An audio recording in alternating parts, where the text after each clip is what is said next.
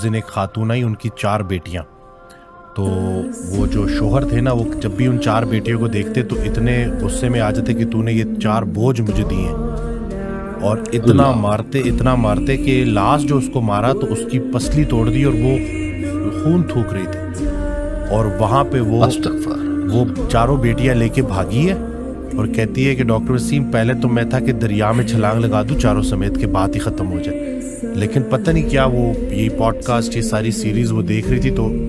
بس اس کی دل میں کوئی بات آئی تو وہ ادھر بحریہ آ گئی. اور اس کے بعد تھوڑا وہ سلائی ولائی کا کام سارے معاملات نا, تو میں نے تو اس کو یہی بولا, میں نے کہا کہ اللہ کی بندی یہ 4 بیٹیاں ہیں, یہ اللہ کی رحمتیں, اپنی محنت کر, اپنا سب کچھ کر,